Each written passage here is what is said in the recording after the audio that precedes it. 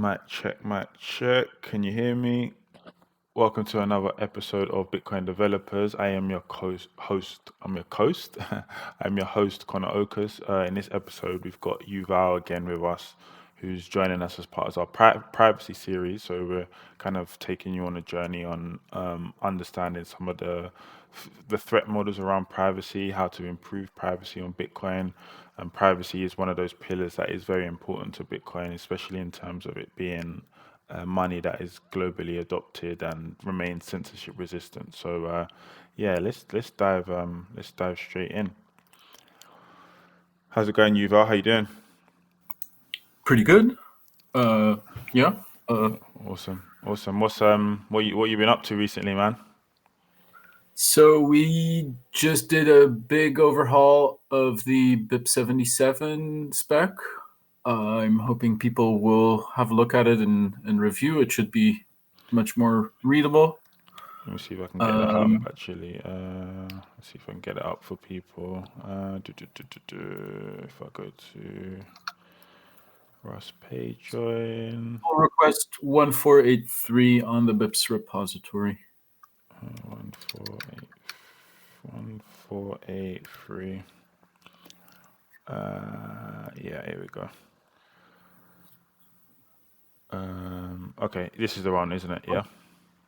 No. Oh no, this is already merged. Oh no. So what was it? 1483. 1483. Okay, that's not. Are you in the BIPs repository? Oh no, I'm in Rust. Oh, sorry, I'm in Rust page Okay. actually. Where do I want to be? I want to be in the bits repo. Yeah, I can send you the link. Yeah. Okay.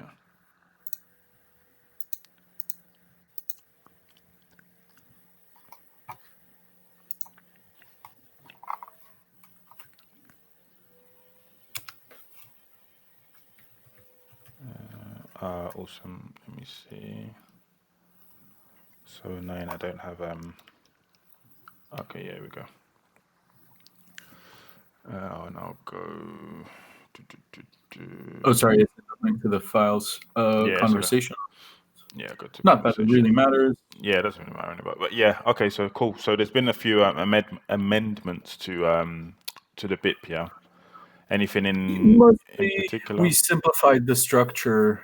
Like it was a little bit jumping around and had like 3 overviews.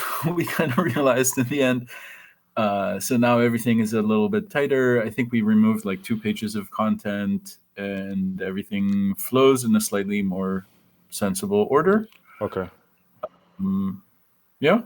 Okay, fantastic. And maybe just very quickly, like 2-minute overview of what BIP77 is in the context of PageJoin and why it's an improvement on 78.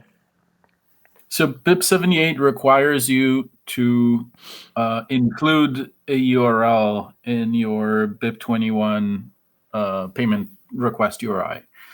This URL is a place where the sender can submit a transaction without broadcasting it, initiating kind of the PageJoin like negotiation. I mean, you could say the URI is actually initiating the interaction, but the sender's original PSBT is kind of what kicks off the construction of a PageJoin itself. And then within a reasonable time frame, the receiver must construct a reply transaction and return it in the same HTTP request that the sender initially made to the specified endpoint.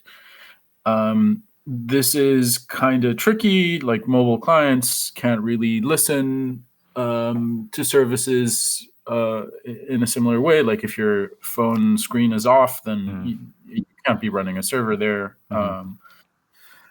So the whole idea with BIP77 is, can we make it as backwards compatible as possible, but improve the privacy on the network layer, even when you're delegating the communications itself to some like third-party service. So the third-party service is called the directory in the spec, and it's just a place where you can post messages and the receiver can fetch them later. Mm-hmm. So it's these like randomized mailboxes. Every mailbox has a single encrypted message. And PageJoin version 2 or BIP77 is describing how you use oblivious HTTP to post such messages so that the sender and receiver can communicate asynchronously. So like instead of over the span of 30 seconds or something, maybe it takes a few hours until the receiver goes back online and checks their messages and sees that they have a, an original PSBT from the sender Mm-hmm. that they then can modify and send back to the sender, and maybe the sender will take another few minutes or hours to pick up on that.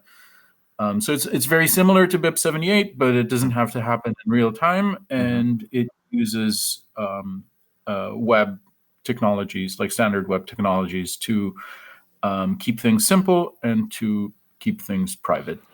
Fantastic. And that waiting period, that timeout period, is that something that is quite flexible, is quite configurable, or is it just depends on, can depend quite a bit on the use case as well, I guess. Yeah, it's completely arbitrary. And in fact, BIP77 introduces another field into the URI, which just tells the sender, like, on what time frame is the receiver expecting payment. So, like, Right. it could the PayJoin protocol could expire in like 24 hours or 10 minutes, whatever the Right. receiver specifies. Right. That's what the sender, if the sender wants to do a pay join, the sender can always opt out and just send a normal transaction. Okay. But if they do want to, then they kind of know the time frame that the receiver is expecting. Okay, fantastic. All right, cool. And then the PR is just in a state where we're hoping for some review. Wallet developers can have kind of have their I don't know, quote unquote final say if there are any changes that might be needed to make their lives a bit easier. Here is the place to leave your feedback. Yep. Awesome. All right. So yeah, let's get into today's paper. It's titled "When the Cookie Meets the Blockchain: Privacy Risks of Web Payments via Cryptocurrency," by Stephen Goldfeder, Harry Kolodner, Dylan Reisman, and Arvin Narayanan. Sorry if I butchered those names. Um, some quite an interesting title to start with. Yeah, where do you want to take us? How do you want to kind of help set this up for us before we dive in? So first of all, the subject of the previous stream and the accompanying posts was wallet clustering. Um, the idea there is that you can connect, like you look at the transaction graph and you can make connections between different coins that you suspect belong to the same entity, the same wallet, the same user. Um, there are many techniques. So the first post kind of introduces the basic concept and the multi-input heuristic, which is probably the oldest way to describe this. And the second post kind of goes into the detail of a few more techniques. Hmm. Um, maybe notably, so one prominent author in the Bitcoin privacy space, Malte Moser, Hmm. co-authored a paper with Arvin Narayanan, who's I think the supervising author on this paper as well, Hmm. in 2022 or 2023, that looked into using wallet fingerprints in order to improve the accuracy of clustering. And that kind of set off a bit of a renaissance recently in clustering techniques. Okay. So this paper, When the Cookie Meets the Blockchain, is already quite old. It's from 2017. Okay. That's like half of Bitcoin's history ago. And this is Princeton University. So yeah, like you say, yeah, in Bitcoin terms, it's quite a while. Are these individuals still around contributing to academic papers as it relates to cryptocurrencies, or it's kind of just one and done Yeah, type of so thing? Or Arvind Narayanan is very prolific and has published extensively in privacy stuff for a long time, including recently on Bitcoin privacy stuff. So that recent fingerprint paper, I think his recent research interests are more in like AI safety, if I remember correctly. okay, Um, Stephen Goldfeder, I think, works at Arbitrum, or I'm not 100% sure, but I think yeah, still yeah, active in the space. okay, I'm not familiar with the work of the other authors. okay, cool, cool, cool. Um, yeah, so what this paper does is, I think it has three interesting contributions. The structure is basically describing two almost unrelated attacks. One of these is pointing out that counterparties to a transaction have a privileged viewpoint. So this is the cookie aspect. Mm-hmm.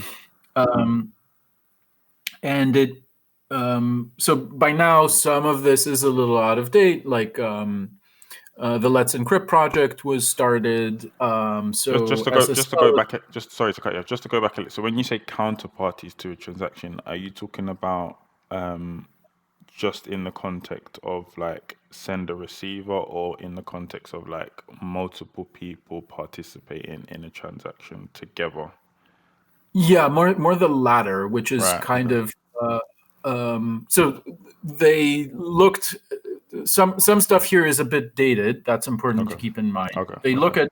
at leaks that occur on e-commerce sites that accept Bitcoin. So Right. naively, you would think, oh, it's just the merchant. I'm only revealing my information to the merchant. But Right. actually, what they showed is there's third-party web trackers, stuff like that, Mm. and the set of potential observers of sensitive information, so the payment amount, the address used, etc., is Mm-hmm. actually revealed even back then in 2017 to many potential third-party entities. Okay, interesting. Um, So I'm gonna play quite silly this episode. I'm gonna think like the average user and maybe ask some silly questions. So mhm. I'm someone who maybe is not that tech savvy or whatever, and I want to buy something online. My probably naive assumption is that yes, any information that I'm using to facilitate this exchange of goods or digital content or whatever it might be, my assumption is that that is only between myself and the merchant, the online e-commerce shop that I'm dealing with. But you're saying in actuality, in practice, that's actually not the case, and that there's some number of third parties that who are not directly involved in that transaction that can see information that may be able to that may be linkable to you, essentially. Yeah, exactly. Yeah. So you go through the checkout process. You filled your cart. You're clicking like checkout, Mhm. and you get, say, a BIP21 URL Mhm. for the payment amount in Bitcoin. Mhm. Uh, any third-party resource that's loaded on that page Mm. could potentially um, like observe Mm. some of that information, and later, when the entity that provided that third-party resource, let's say it's I don't know, some sort of um, like a reporting thing, like Sentry.io gives you error reports pertaining Mm. to stuff that happens. Yeah. So Yeah. it's more Yeah. like a developer tool. But technically, if they can see some of the information that pertains to a transaction, they Mm. can correlate it after the fact. So the first thing is that Is there an argument though that because we've all surfed the web and like we get all these pop-ups that say, oh, just like accept the cookie. Like no one goes and reads those like little pop-ups that come up and say like, oh, cookies are going to be used to do X, Y, and Z, and you just kind of everyone just clicks accept.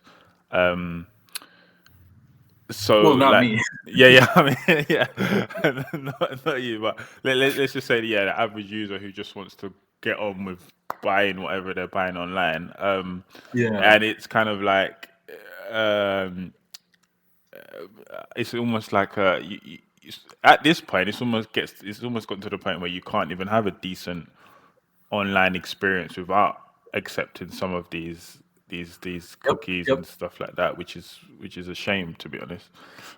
Yeah, I still use U Matrix, and it's a like you want to finalize some sort of checkout procedure. Like Mm, it's astounding how many. Like I still insist on like opting into every one of these third-party resources, mm, and often it'll take me like several attempts. Sometimes it mm, doesn't work at all. Like once I paid for a Stripe thing, mm. and one of the resources was missing, and so the callback didn't work, so the Right, payment was kind of in limbo, like right, it right, was right, right. reserved for a week and never actually went through, and like yeah, it causes a lot of headaches. So there's that like kind uh, of not I don't know if it's a trade-off, but it's kind of conflict almost between like having a yep. decent UX and maintaining privacy basically, which is a Yeah. bit frustrating. But yeah, keep going.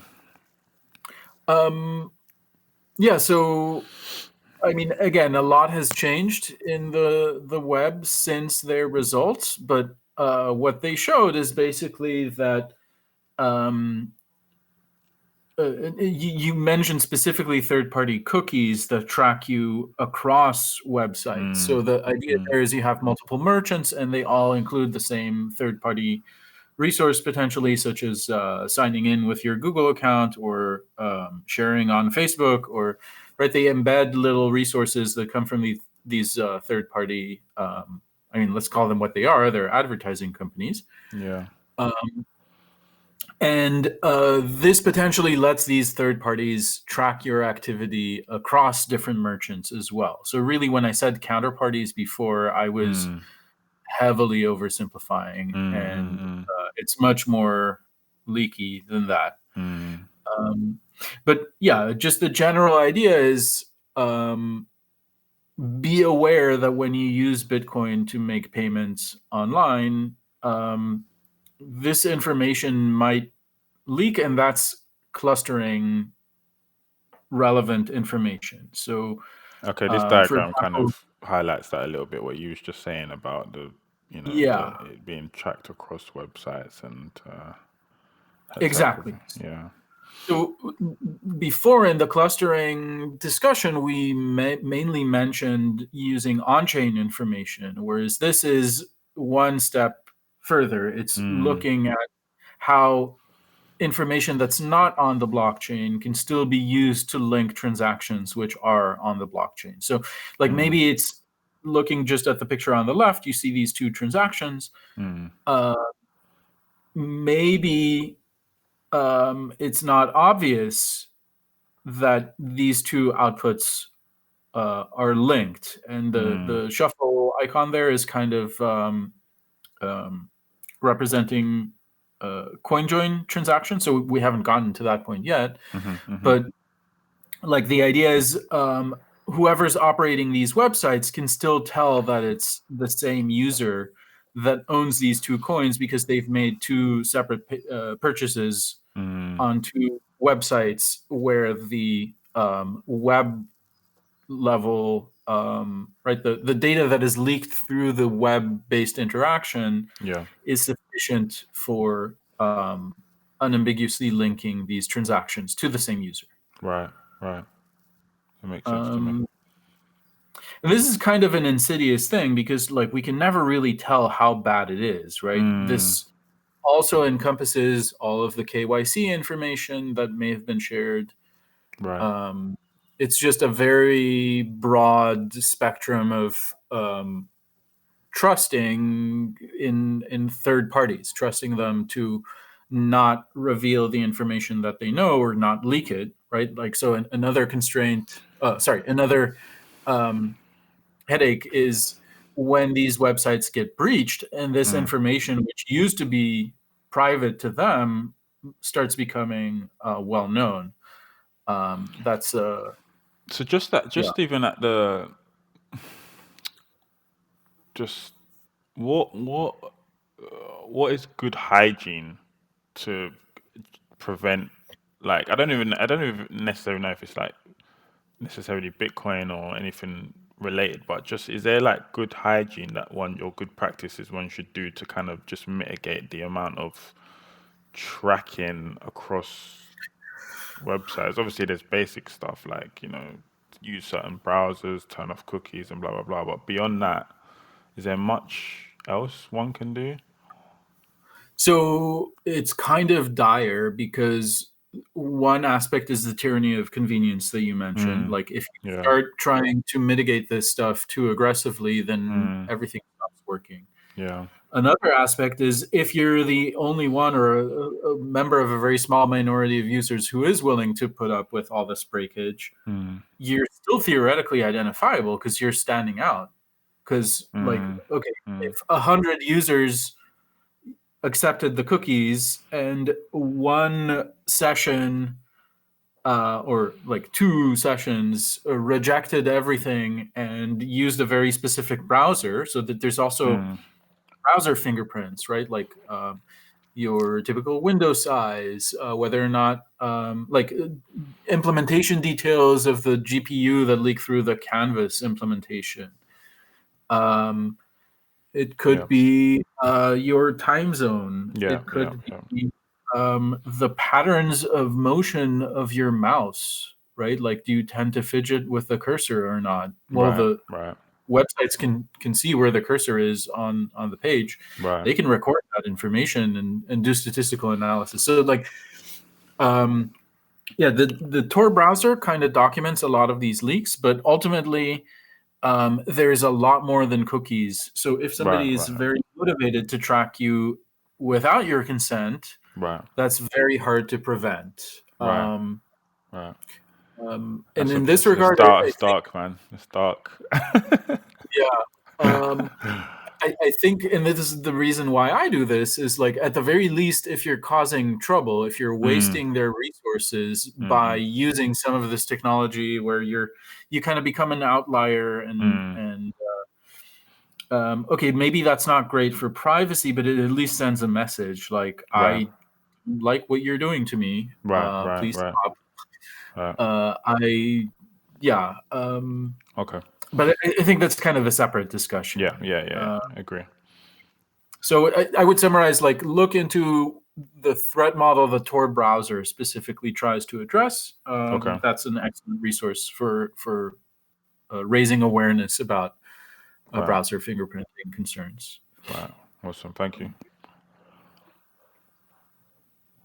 Yeah, so the other part of this paper is connecting this to coin joins. And I think the technically more interesting part of this paper. Mm-hmm.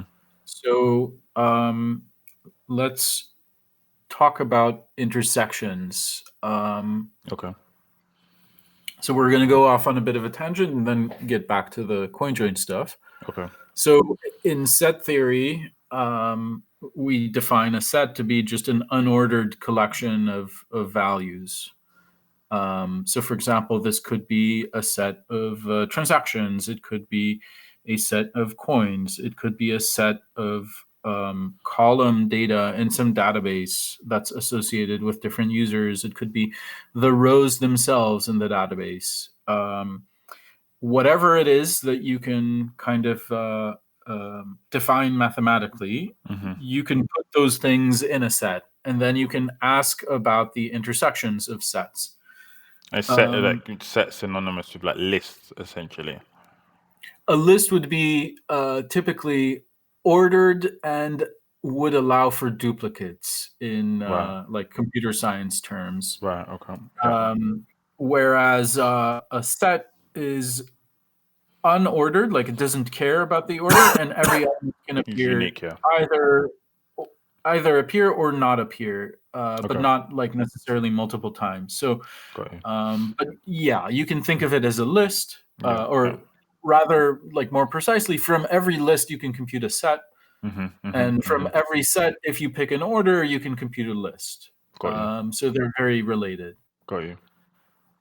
Um, so the intersection of two sets is just the set of the elements that are contained in both. So this is typically drawn with a Venn diagram, and I guess we can Oh yeah, do let's the whiteboard stuff. switch over. All right, cool. You can Yeah. still hear So me, right? sorry. Okay, you can no, just making sure you can still hear me. Yes. Okay, Yeah. cool. So typically, like you'd make a diagram where one circle is the set A and the other circle is the set B. So we can talk about like their union. So this is taking all of the elements from both sets, and that would be like all of this. Right.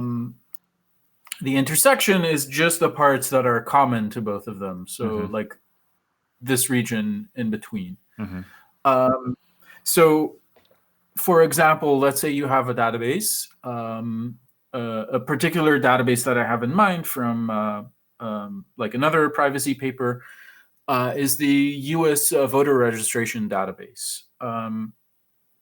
So there you have information about individuals, along with demographic information like their zip code and the date of birth, and like other just attributes of those people. Uh, Let me see if I can pull that and up actually while you're talking. Be something like so this, maybe. Let's see quickly. Just so I can. I know you're drawing, but just so people can see another example. Something like this yeah, in terms of the so sets and the union between them. so this is depicting the intersection of columns of two specific databases. So Yeah. one is an anonymized medical data release, Yeah. and the other is the voter registration list, which is publicly accessible. And yeah, like the zip code, the birth date, and the sex of the individuals are mentioned on both lists. Yeah. Yeah. So before that, though, I want to so thinking of just one database, we can look at intersections there. So like imagine the subset of all rows that have a zip code with some particular value. And then also imagine, so let's say that's A, and imagine the subset of all rows in the database as a whole, that has a particular birth date. Right. So like if the database as a whole is kind of like a circle on the outside, these two circles are expressing subsets of that whole. And then in their intersection is the set of all rows that contain both that zip code and that birth date. Right. So typically it would be a much narrower subset, a much smaller subset containing very few rows because it has more constraints on it. But every one of the entries in this intersection would have that specified zip code and the specified birthday. And of course, we can do it again. So like if we take all the males in this intersection, then we'd have typically in a Venn diagram that's shown like this. So this would be, maybe I should use different colors. So green would be all of the rows that have all three of these characteristics, whereas red is just sharing a zip code and date of birth, and maybe blue would be sharing a zip code and their gender, and then yellow would be the gender and birth date. I think that's consistent. Right. So like you can often display the intersections of many sets using Venn diagrams. This is for sorry, C, that should be. Right, so we have three subsets of the set as a whole, A, B, and C. And the intersection of all three of these is just the region that's shared among them. As you showed in the Latanya-Sweeney paper on k-anonymity, sometimes there are intersections between the columns, like the database structure, and that paper exactly points out, like, you should be aware, like when you're releasing a so-called anonymous data set, make sure that the intersection of columns it has with other publicly available data sets is accounted for. Specifically, the approach that that paper proposes to account for that and to make sure that there aren't leaks, that the data really is anonymized at the end. They've kind of like fallen out of favor because people realize actually it's more subtle than that. There's certain weaknesses. But there we can also kind of loosely talk about the the linked data. You can think of it as not intersecting exactly. The rows would have different shapes, so you can't really talk about the intersection of two different shaped data sets because that intersection would always be empty. Like, how can rows of different shapes be the same shape? Doesn't make sense. But if you only look at the fields that they share, then you can still look at the intersection of the values where they could share. And that's, in SQL terms, that would be like an inner join. So you're joining between one data set and another based on internally the intersection of multiple fields. That's kind of the insight of the paper, is that you can construct these, like even if there's 50% of the population is either male or female, and if there's many different birth dates and many different zip codes, the combinations of these attributes together, so like this particular zip code, male, born on that day, those combinations are often enough to uniquely identify a particular row. So the intersections of the rows with those properties within a data set are often very, very small. And if there's only one of those on either side, then you can link the two entries between the data sets. So you're saying that it takes very few attributes to actually be able to, identify someone uniquely. That could be the case. Yeah, oftentimes just a logarithmic amount of information is enough to uniquely identify. Right. That's quite interesting. So this uses the concept of intersection a bunch of times. This is like a fairly classic paper or group of papers.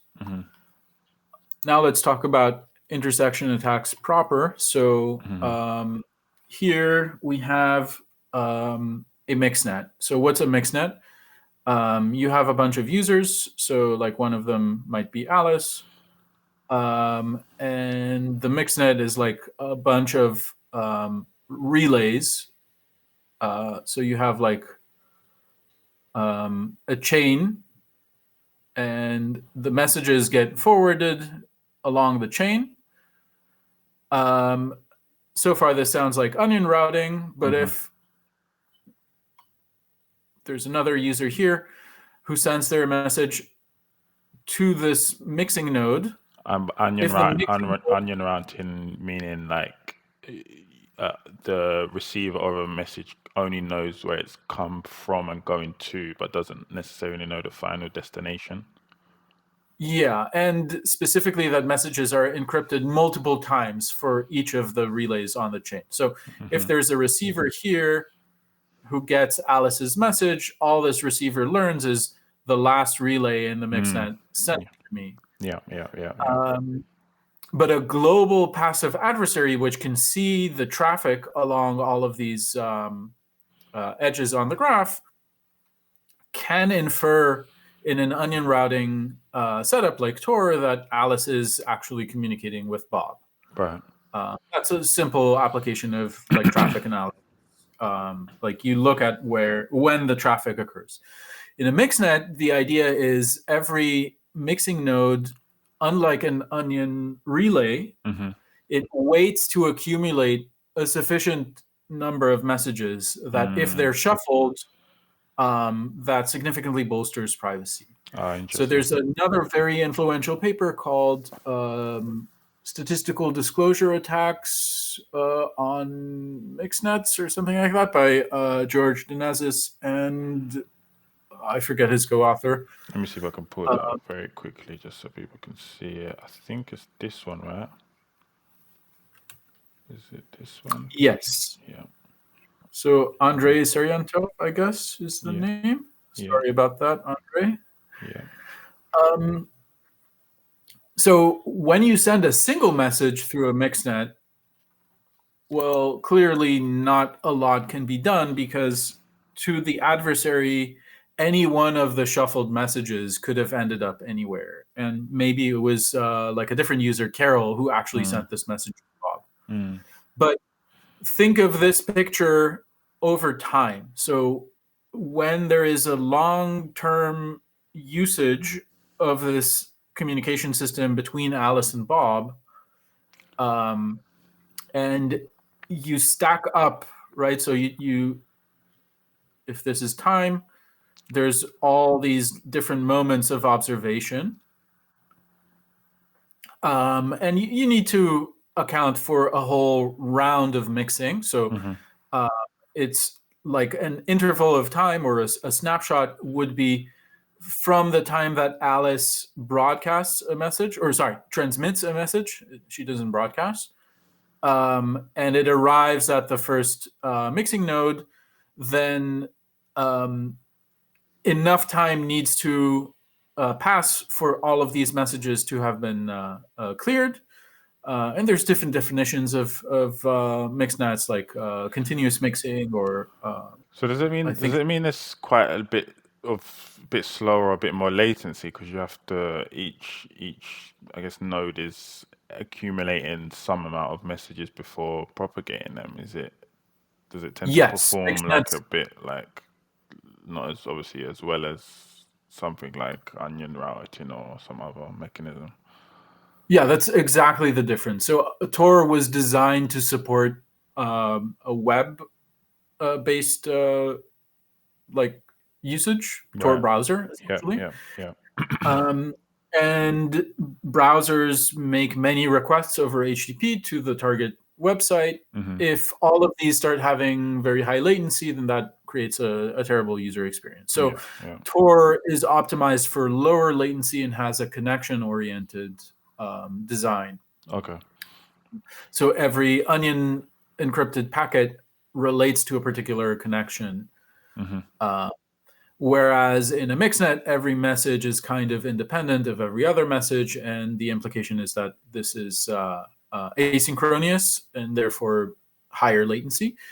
Some mixnets, like the old email mixnets in the 90s or early 2000s, had times on the order of like minutes or hours.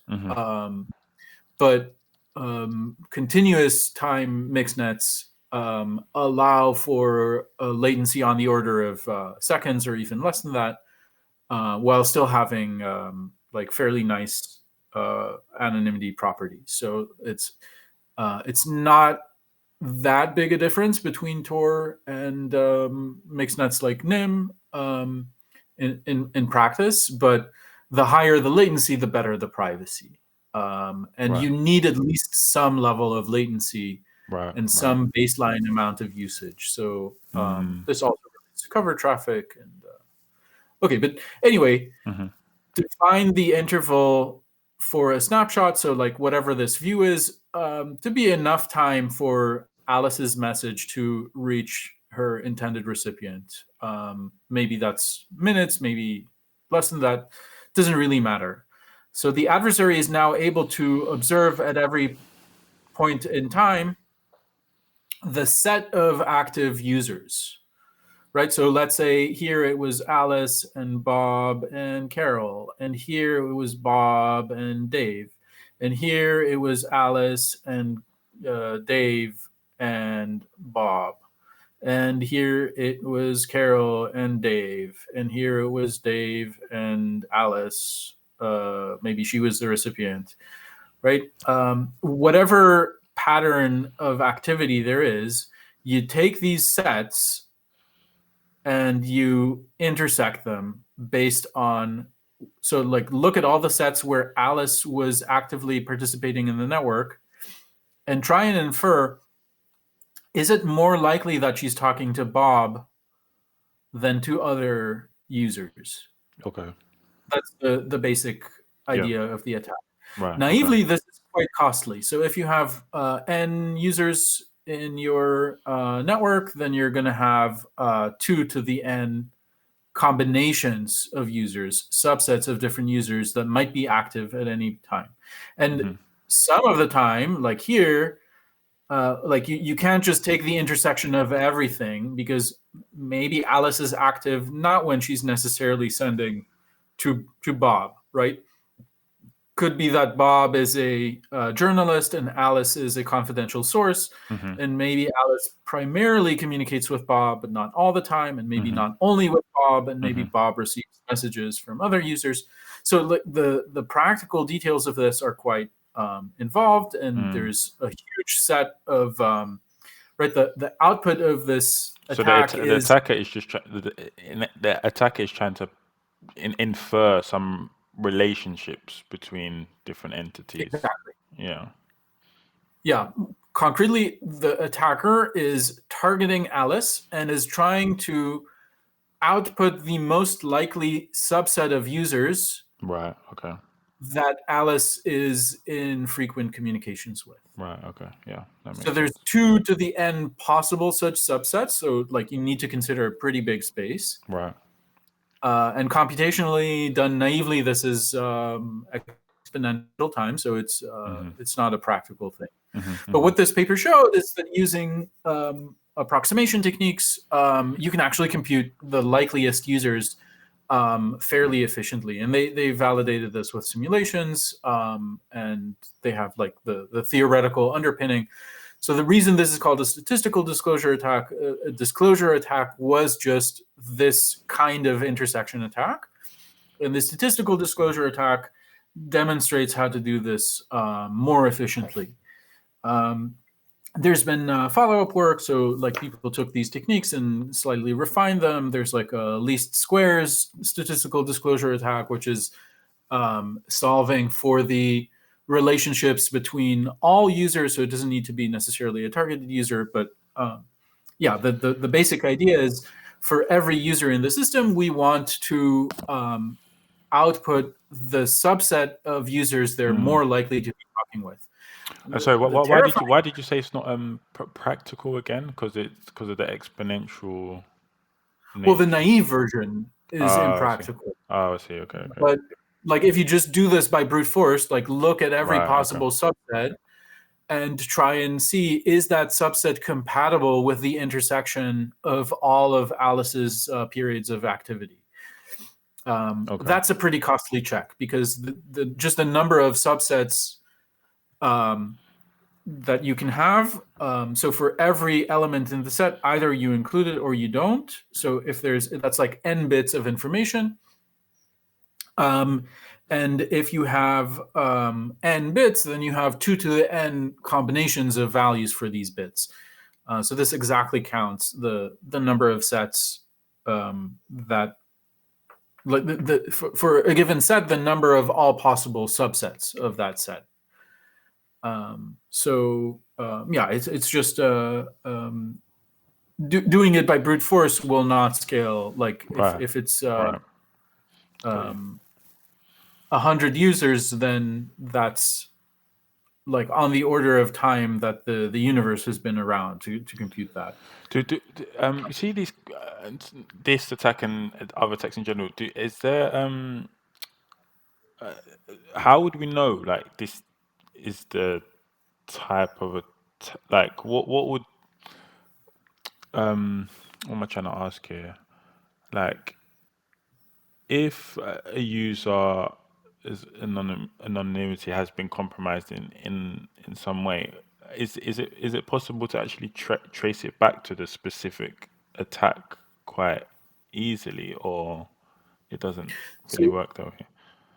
that really depends on what kind of attacker you're Right, considering. right, okay, Um, there's active attacks, there's covert attacks, and there's passive attacks. The attack that we're describing here is passive. So right, okay, all it's specifically a global passive adversary. So or global passive external adversary. Um, the idea there is global versus local means does the adversary have the capability to observe the entire communication graph? Internal versus external is whether or not they just see the connections to a particular node on the graph or whether they've corrupted that node specifically. So here we're not assuming that the relays are malicious and cooperating with the adversary or under mm-mm, adversary control. We're mm-mm, just looking at the traffic flowing into it. So technically in right, a right, mixed net, right, you only need one of the relays, to be honest, right.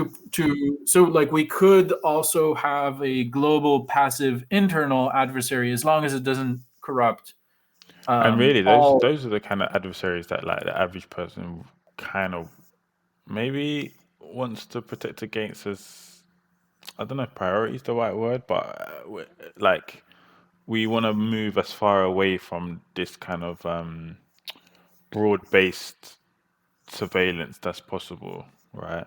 Like that is like because I guess if your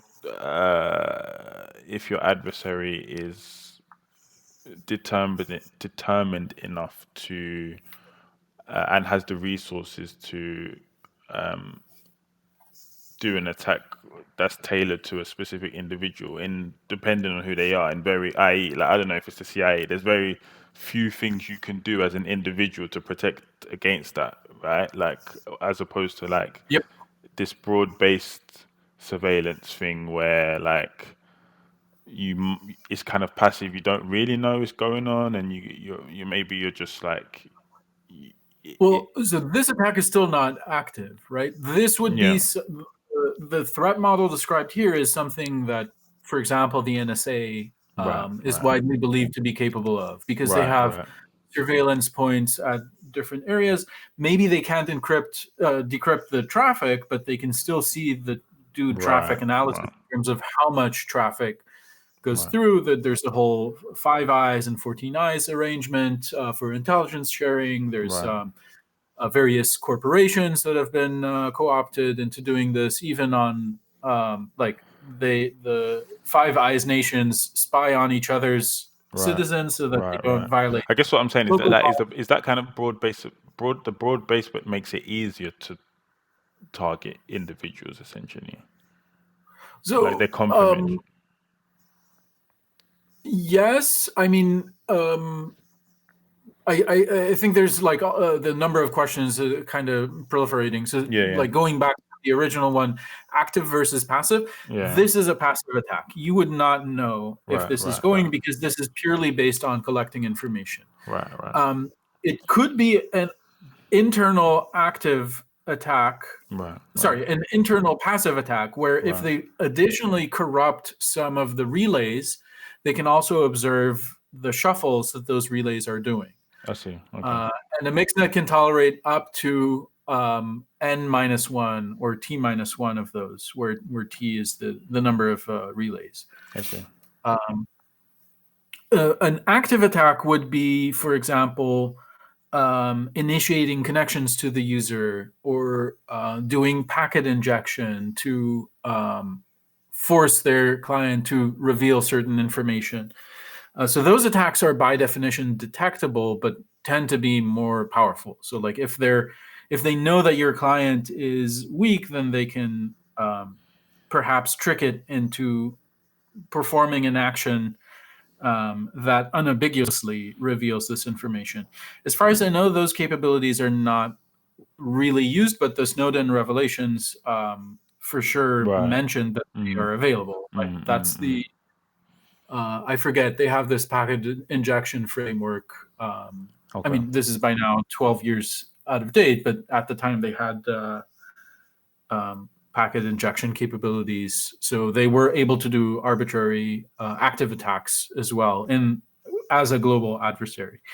And of course, we know the NSA also has many capabilities for exploiting particular endpoints. So in that sense, that's the internal versus external thing. Like, can they hack the machine itself, or can they just subpoena traffic information from the ISP? Right. Um, I think for most Bitcoin users, this kind of adversary probably does not concern you if you're not trying to like launder money or not pay your taxes, or Yeah. because they don't really care, right? It's not their business to Yeah. Yeah. Yeah. like do blockchain analysis on Mm. you. Mm. Mm. Mm. Uh, Mm. that's for other law enforcement agencies which don't have as much power, So. or for private corporations. But the um, the threat definitely matters. So I think recently at an HRF conference, somebody gave the example of if you're a Russian dissident and you want to donate to dissident causes, Mhm. that could be a life-threatening situation for you. And a lot of these organizations will accept donations in Bitcoin. Mhm. Is it actually a good idea for you to donate money in Bitcoin if you're within Russia, or is that going to put you at Right. serious risk? Right. Right. Right. Um, so I think for that kind of usage of Bitcoin, which is really what Bitcoin is for on some level, Mhm. uh, um, that, or I don't want to say exclusively, right? There's Yeah. Yeah. other Yeah. valid, but Of that course. is the hardest version of censorship resistance. And they're yeah, like a global passive adversary is a very serious risk. Yeah, I agree. And okay, so we've got like roughly like 5 minutes, 5 7 minutes left. I was just looking at the paper again and just wanted to read out this self-defense little piece here. It says like web tracking is a well-known privacy threat, and the main defense is to use browser extensions such as uBlock, AdBlock, Ghostery. Such defenses can be quite effective, but they are far from perfect. Our measurements in section 5, I think that is, or 6, confirm the partial effectiveness of these tools.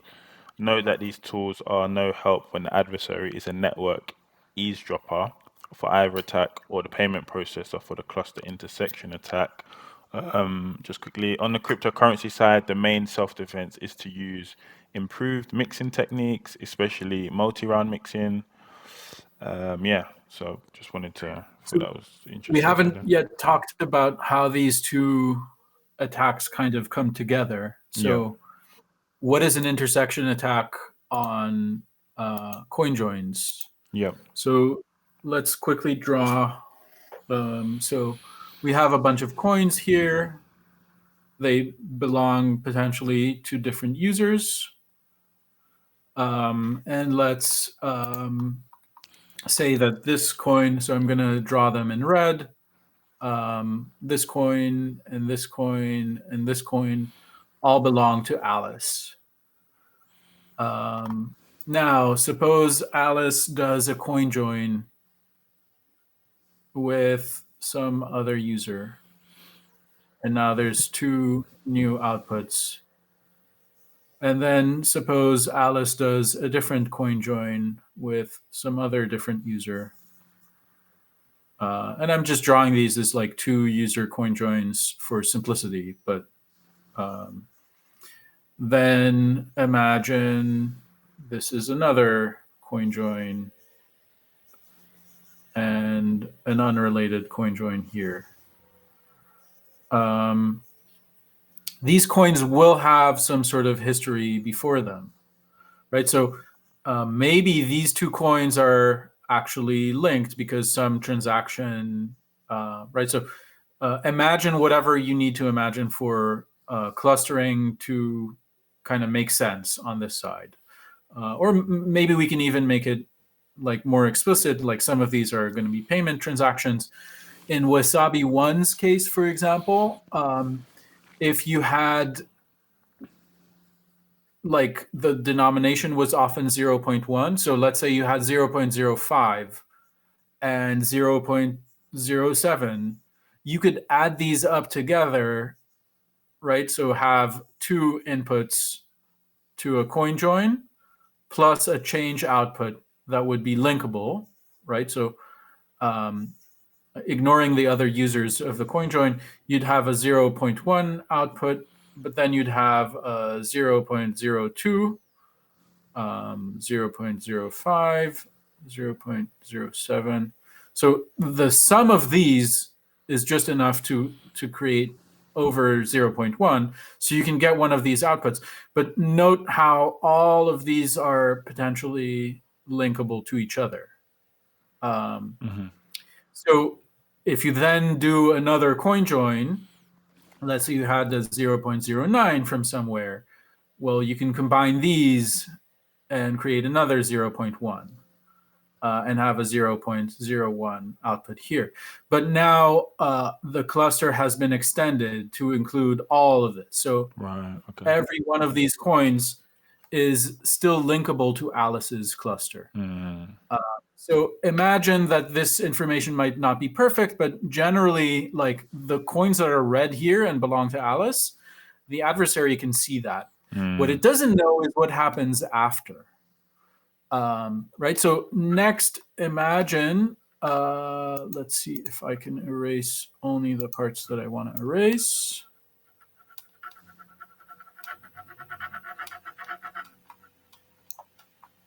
Okay, that doesn't erase entire objects. Sorry about that. No, you're good. It's kind of therapeutic watching you do it, actually. Very, very low skill. I just bought this Wacom tablet after the last time I touched one was maybe 20 years ago. No, longer. I think I was like 15 when I forced my parents to buy me one because I was going to be an artist. It's never too late, man. It's never too late. So next, suppose that there's a payment transaction that sends, let's say, using the Wasabi denomination. So let's say this payment was for 0.15 and the change was for 0.05. These two coins could be Alice, they could be Bob, they could be Carol, right? But if we look at their history, right? So from this coin, we can go back and we find this coin and this coin, right? So that's the yellow set. And then from this coin, we can go back and we resolve the two coins that are circled in green, right? And if we look at all of the clusters, so red and red belong to the same cluster, right? So we look at all of the clusters associated with the green set and with the yellow set. And in the intersection are going to be coins that are labeled with the red cluster. And maybe just for clarity, let's say this coin is blue and I don't know how to make other colors. So like, let's say there's other colors which will represent with blue, but so the blue coins are not necessarily related to each other. Yeah. But here we see like all of, like if we look at the green set, which is all of the coins in the history of the green transaction. So I'm going to color this one green. And we look at all of the coins in the history of the yellow transaction. and we narrow it down. So like, let's say later this transaction is also used, maybe in conjunction with this change. The intersection narrows down very rapidly. That's kind of the observation. And the objects being intersected are clusters associated with the input side of these coin joins. So what this paper showed is even for reasonable defaults for coin joins, if you let the adversary observe, for example, through the various web leaks they showed, so it would be even an issue if this was an unrelated payment, right? So maybe spending 0.07 and getting 0.03 back. And this transaction went to a different merchant. But suppose that just the same merchant processor was party to the A and the B transactions and could observe that these are linked to the same customer, Right. because they have the same shipping address. Right. Then now these post-mix transactions are linked and these pre-mix inputs are linked, and all of a sudden the intersection falls apart. So like just using this knowledge of A and B being related, if we look at the intersections, we can, using this information, we can undo the shuffling of the coin joins. That's kind of the observation. And coin joins are often described analogously to mixed nets. So kind of the point of this paper is the same attacks, and I was going to mention this, but it kind of dropped off my thoughts before, but one of the terrifying results of the statistical disclosure attacks paper is this is just inevitable. Like, unless you force all the users to always participate all the time, there's going to be statistical disclosures on some length of time.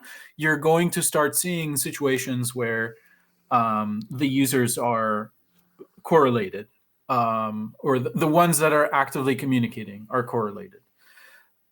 So in some sense, this is really inevitable. It's just a matter of degrees. Like, how much traffic do we need in order to have some level of assurance? It's never going to be perfect, but if we make sure that there's enough covered traffic that it's hard, then we know that we can communicate for a longer duration of time before the statistical signal is revealed. And this is kind of not exactly true because clusters are not perfect, but kind of we're transferring this idea of doing intersections into the context of the transaction graph. And by intersecting clusters, we can actually eliminate many of the parties to the coin join as potential candidates and exclude them based on very little information that happens in the post-mix. And just one last thought on this in the context specifically of Wasabi. So Wasabi 2 has some improvements over Wasabi 1. But as I've described on the Bitcoin Dev mailing list, there are some serious tagging concerns